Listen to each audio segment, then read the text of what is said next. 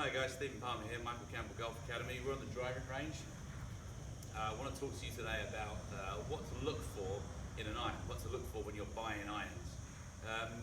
And you can't really get away from this. What will trump pretty much everything else when you're buying irons is the look and the feel. If you don't like the look and the feel, even if everything else is perfect, you go on a launch monitor and your ball is launching perfectly, if you don't like the look and feel of the clubs you have, you're going to get tired of them pretty quickly, even if you are getting decent results. So a good club fitter will generally be able to make a set of clubs that you like the look and feel of work for you with the correct weighting and the correct shaft, the correct length and lie angle and everything.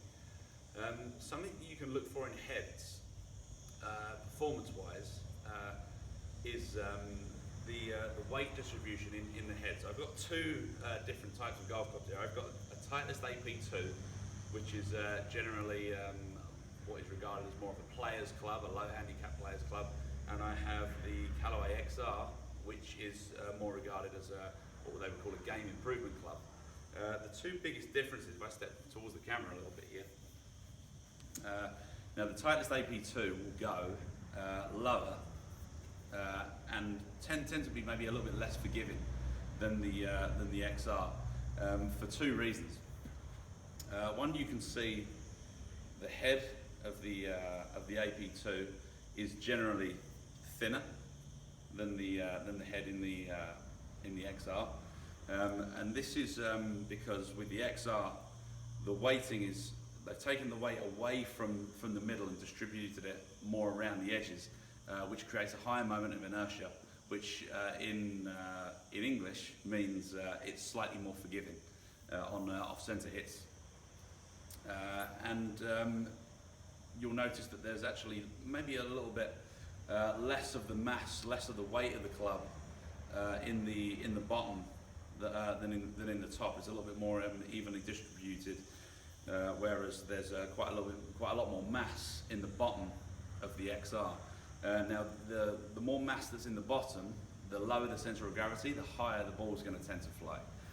Whereas the center of gravity on the AP2 is marginally higher, and it's going to promote a slightly lower ball flight.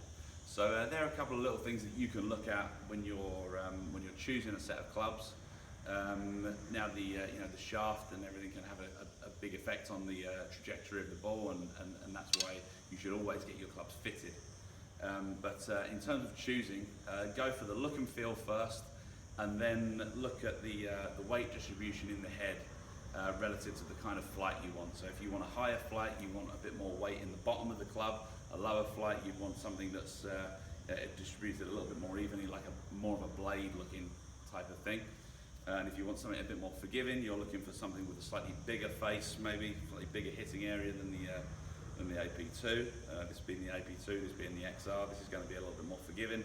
And if we flip them around, you can probably see from there that there's a little bit more peripheral weighting, which makes the hitting area bigger again.